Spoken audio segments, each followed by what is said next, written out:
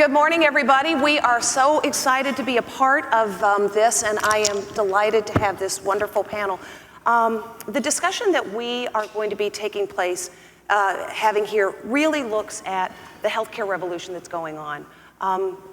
It's no secret that America is in a real pickle when it comes to our own level of health, rates of obesity. A third of Americans are obese. A third of Americans are overweight.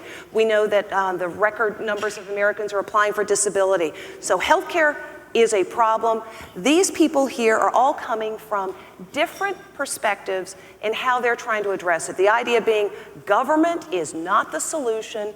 They may be a part of the problem, and if there is going to be change, it's going to come from the grassroots. So here we have the field of grassroots. I'm going to introduce our panel, and then I'm going to ask each of you, after I introduce you, to give us a sense of why you're here. What brought you, from your different points of view, to be an activist in the healthcare field? First of all, we got Yael Cohen. Yael is a beautiful young lady who has started an organization called F Cancer, because I feel like in polite company I shouldn't say it, but you have no problem using the F word to talk about the C word, and you have a really personal reason for being here, Yael.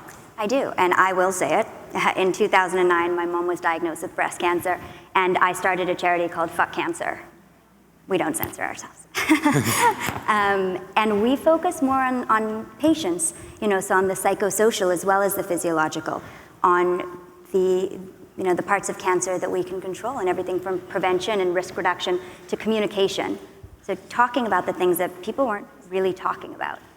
And your idea isn't to change the information that's out there, but to repackage the information in a way that people can obtain it, use it, and act on it. Exactly. I'm not a doctor. I'm not creating new information. I'm taking thousands of pages of peer-reviewed medical journals a lot of the time and translating it into a paragraph, into hundreds of interactive infographics that let people interact and engage with the content in a way that's more thoughtful and less threatening. We use humor and wit and technology and celebrity to get people to talk about things that they didn't want to talk about or know they had to talk about, and learn things in a way that isn't quite as scary and a really traumatic experience. Apparently my mic. I don't know what this is for, but I'm going to use this mic too. Thank you very much, Yael. Donna Karan doesn't need an introduction. The world knows Donna. The world loves Donna. The world wears Donna. But Donna's not here because she's a rock star fashion designer.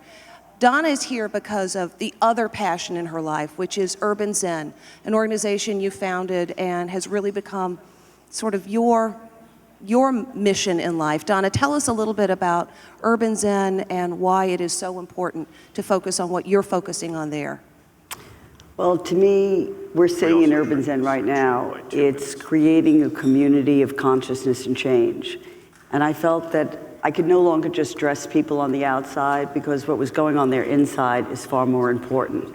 And I think the big question is, where is the care in healthcare? And that's a huge problem.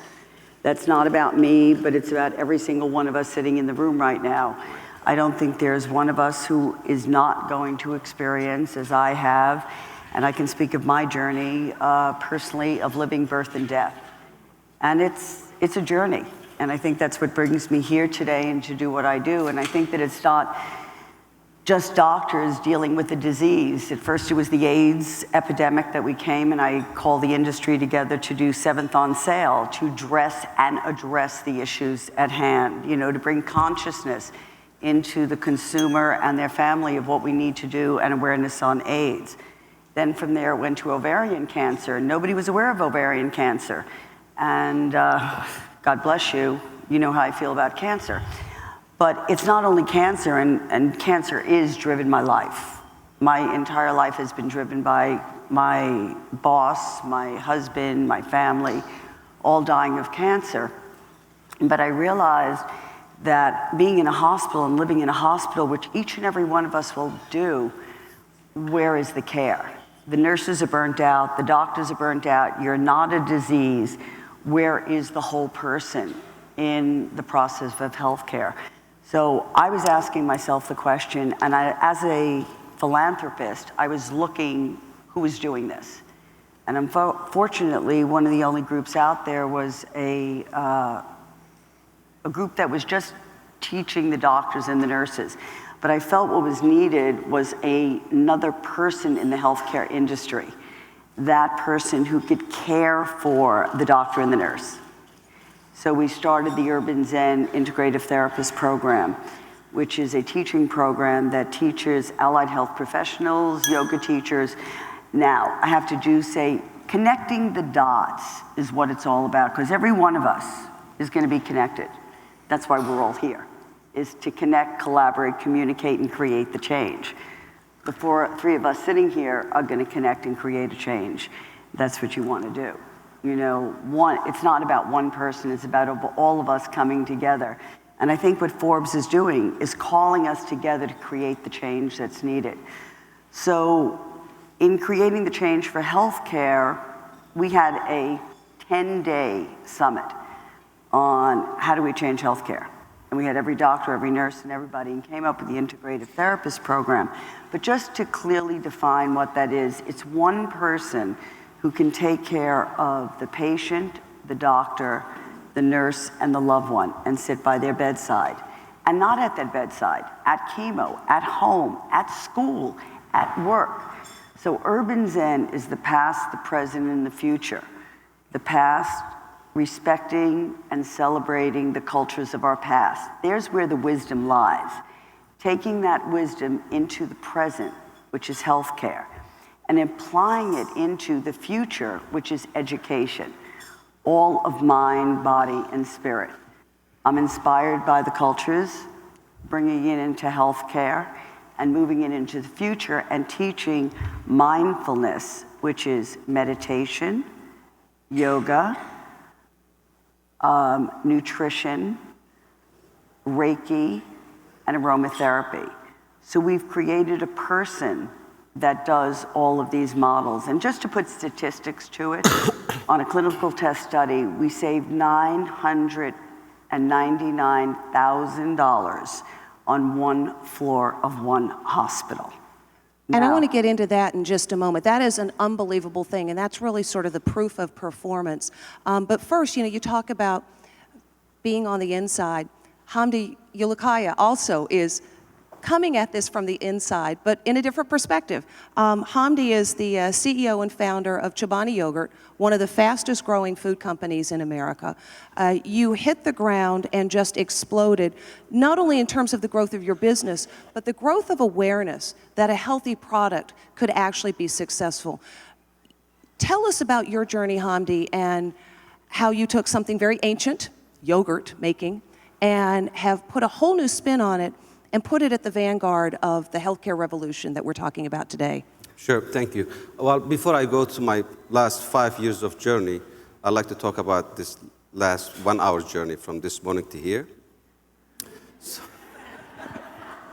So I wake up extremely nervous, knowing that I'm going to be part of this conference that might be only a few men here.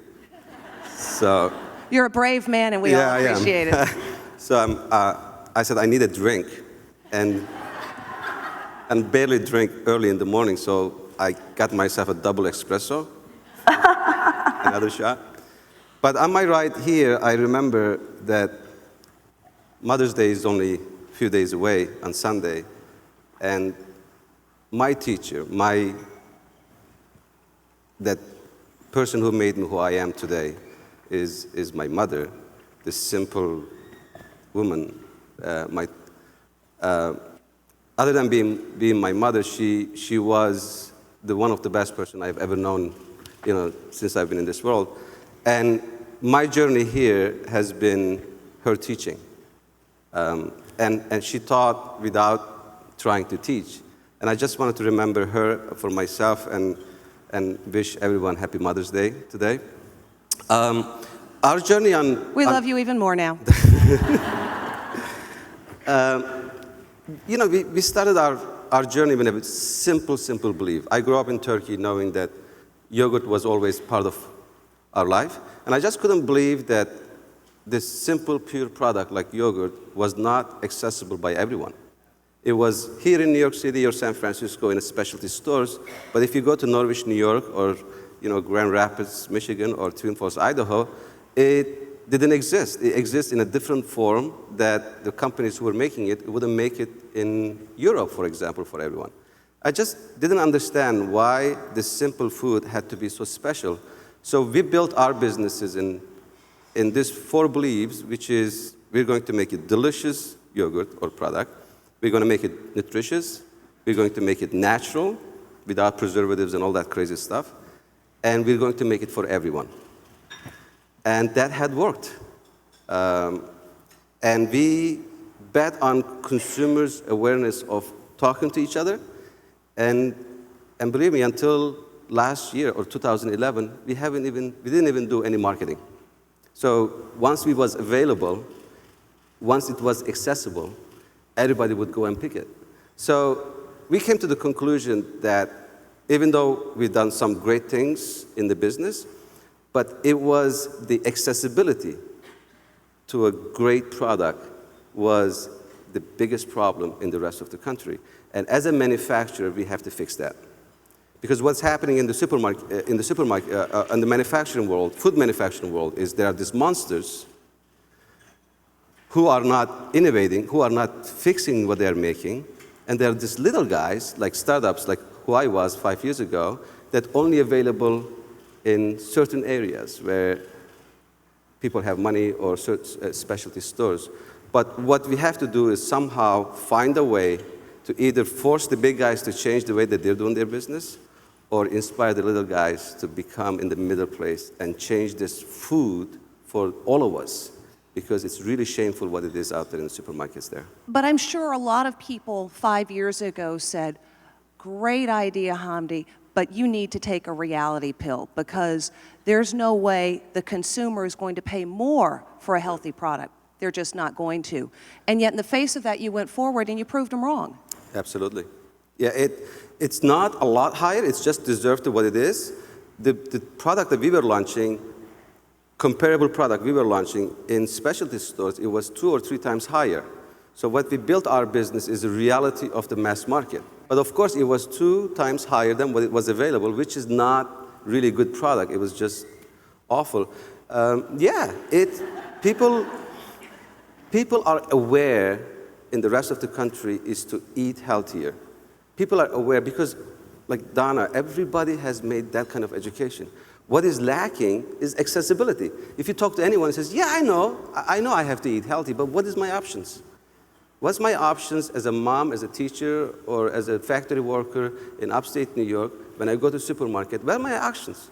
And if you look at all the ingredients made in the supermarkets, potassium sorbate, a preservative, colors, you name it. It's awful. It's this thick, and it's yogurt ingredients is this thick, and you go on, and half of it. I mean, I know English a little less, but an average person cannot even read those ingredients. I think we have to put our voice together and be loud about this, because especially the food is made for the kids. It's really shameful. It's awful, and that is the biggest problem in this country. So how do we, as consumers, because all of us in this room, we've got a lot of decision makers here, but ultimately we are also all consumers here. I'd like each of you, and just jump in anybody, how do we, from our individual starting point, push this dialogue forward so that the manufacturers know, so that the health care institutions know, and so that the consumers know where to get the information, how to push the ball forward, and create that change. I mean, I think it's great that you can go to a McDonald's and you can, well, not great that you go to McDonald's necessarily, but that you can go to restaurants now and see what the calorie count is, the fiber count, the carb count. That information is empowering consumers. What else can we do? Donna, you want to start? Well, we want to make a deal. I want to make sure that there are carts in hospitals, that you're not getting grilled cheese sandwiches and hamburgers after a heart operation. I mean, the way that you're fed in a hospital is just unacceptable because of the business of it. So if we all get together and say, okay, we want healthy foods in the hospital, and we're going to have carts. I see juice carts, and I see food carts, and I see it in schools. I mean, we have to change, yes, the way we're eating, the way we're feeling, and the way we're awareness. And I find it so fascinating that we learn everything about reading, writing, and arithmetic, but we don't realize how to be, how to become that person loving, caring, and sharing that's going to affect ourselves and our family. And it is the food. I mean, the kids get these food in the morning and they're, on rocket ships. We've got to calm them down. We've got to figure out how to bring meditation into every form of life. We all work right now in chaos. I'm changing my name, by the way. Instead of Urban Zen, I'm calling it Urban Chaos. Because I figured that I could find the Zen in the chaos. And that's really what it's all about. In each one of our offices, the breath. It's a simple little thing. We all have to breathe. We say, okay, before we lose it, let's take a breath. The fear that comes out, oh my God, you've got cancer. Create communities of people who want to create the change. We're all sitting here today, and we have the power to create the change that's needed. And I think that's what's most important, is coming together and creating the change and the voices of women to do that as the mothership. You talk about food in hospitals, and I think it's 40% of hospitals in the US have fast food on their premises, which is absolutely nuts. 20% of patients account for 80% of healthcare costs. When we look at numbers, it's staggering, but I think we have to take a step back, and before you can make a change within big business, take a step back to the consumers, and then take one step back. Because we all know we should be eating healthy, but a lot of people don't know how, and we get overwhelmed. We're talked at, not to, for the most part. We're told what to do, but not why.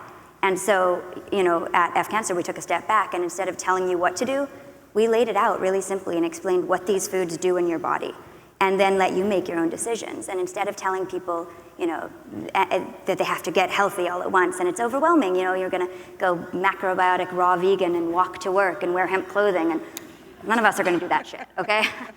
So we have to realize that we make thousands of decisions every day, and it's not about changing them all at once, because ultimately you're gonna slip up, you're gonna feel defeated, and you're gonna eat a whole damn box of cookies. So it's about knowing that micro changes and changing just one or two of those decisions and starting to slowly build, and it has a huge impact. And it's we need to teach people why they should make the right decisions before we can tell them to make the right decisions. And don't you think that when they see the result is a positive, that they'll be more inclined to do that? Donna, you mentioned you saved almost $1 million in the test program you did on one floor of a hospital here in New York. Seems to me that proof of performance is a pretty persuasive argument to engage in the kinds of changes that you're talking about. If in society today we just went by that one singular test, I think it would take us about 12 years, 14 years. Look what Dean Ornish did just on heart, to realize all you have to do is walk and help heart disease. And it's the simple things, the money business of medication. And do not hear me say that I do not like medication. It's not either or, it's and it is awareness. So we say is, how do we get these messages out? It's our teachers. It's in education, because if teachers learn this as part of their educational facility, then the parent learns it. Because right now, the parent at that age, we're all over the lot, but our children have to learn it. But if the teachers learn it, then it becomes part of an educational process. I think this is part of our work process, part of executives, to have that awareness being brought into our workplaces. That it's not just doing the work, it's how do we do the work?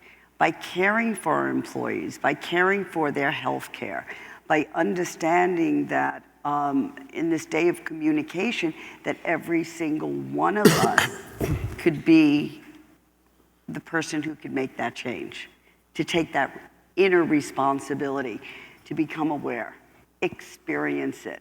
It's, I lead people in meditation who, people think yoga is putting legs around your head. Yoga and yoga is exactly the same, basically. Yoga is just being. Yoga, the highest form of yoga is breathing. Just taking a breath. Right now. Close your eyes and take a breath. Most of us rarely do that. She in the course of the almost day. convinced me to make a yoga yogurt right there. It's, just add what Donna said is, it's a fact that it's awful, but this generation, the kids that are going to school right now, this generation is going to live less than their mothers and fathers. It's the first time ever in the history of human being is happening. You mean a shorter lifespan? Shorter lifespan, yeah. Because of the obesity in the schools and 1 in 5 kids is overweight right now. Yeah. It's unbelievable. So it's a fact. 2, which I had no idea, this one, is if mother have a weight challenge, a pregnant woman, her kids dealing with the weight issue all his or her life is 75%. So this knowledge is not out there yet. So because if a woman pregnant, she will stop smoking, she will stop drinking because care for the baby. But this is a very serious problem right now. It's probably one of the most serious things is that we're dealing in this country. The solution comes from the food that we put on our body, one. And second is our activities every day. But we don't have to go from one end to another end. And if you can do yoga, it's cool. If you can do meditation, it's beautiful. If you can drink green juice every day, it's awesome. But the reality of the life that we're living every day, this fast phase, and making that kind of change to our pocket or the cost of doing that is pretty big. So what is average person has to do? And I think little changes along the way, just little bit of changes along the way. Is it a cup of yogurt or adding a green to your grocery chains or in the morning doing something different? That little bit will make the shift when it comes. And we're getting close. I mean, even though there's a huge problem in there, we see it. Because every time I go to talk to the supermarkets, they are aware of it and they want to do something about it. And they want to change, they want to put more vegetables and fruits in their sections. They want to encourage their consumers to buy better and healthier. And we see some schools are already making downturn. So there's, like in Washington, D.C., some schools, and even in New York City. For example, this little thing that Mayor Bloomberg did in the city about the soda. Of course, you can't force people to drink this way, but it created awareness.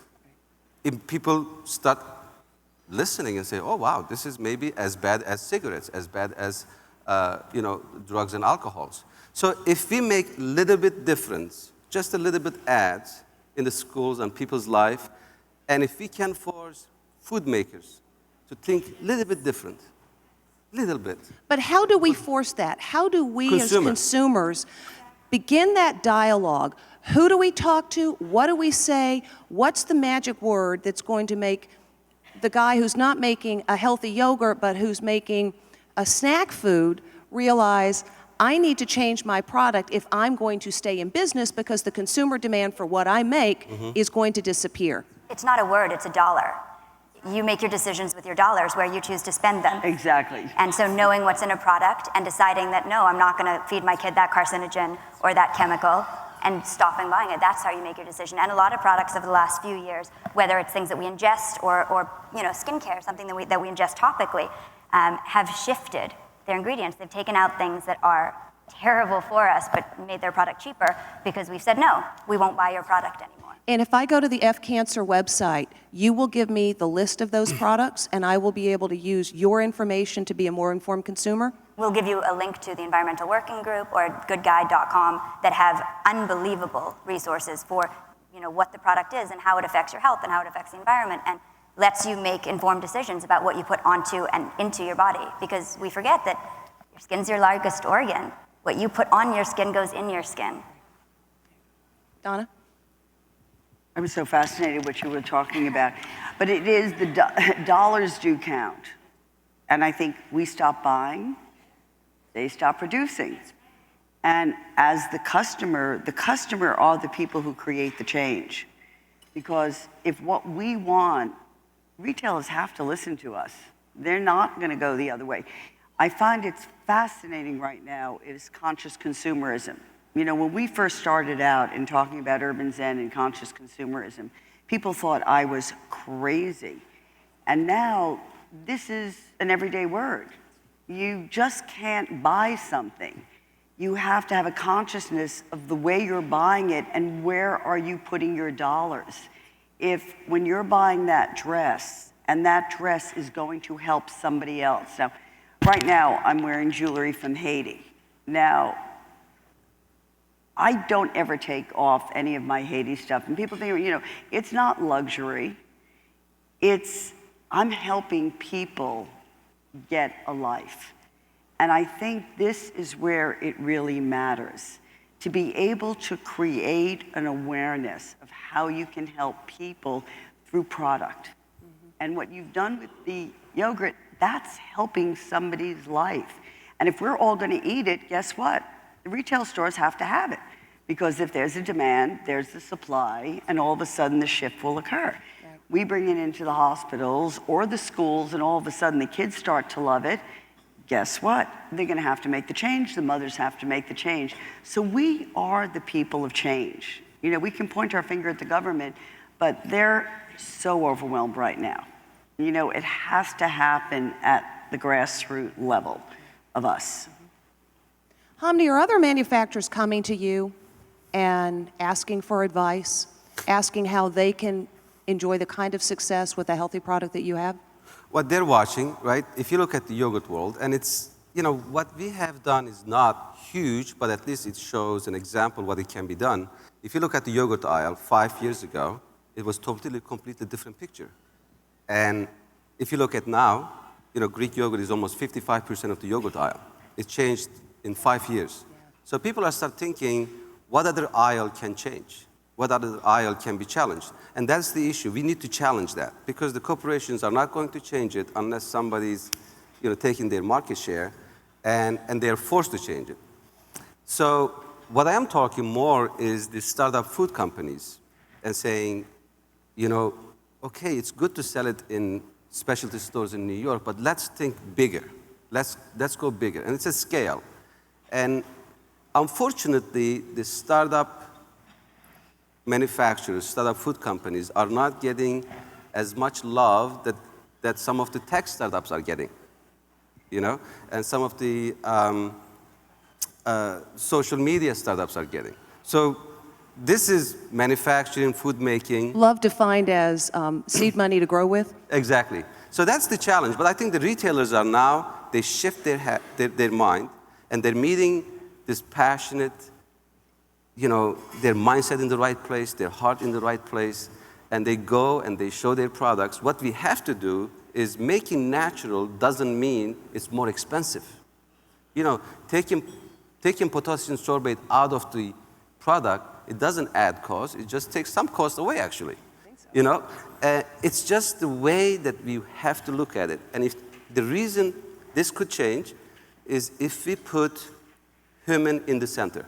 Not the profit in the center, human in the center. But that doesn't mean that you're less profitable. Chobani started with 5 people, with an SBA loan, with that 4 things that we would never change. Delicious, nutritious, natural, and for everybody. And we became $1 billion in sales in 5 years, and we were very profitable, and we kept independent. So making right and making natural doesn't mean it's less profitable. You could still do it. It's still possible.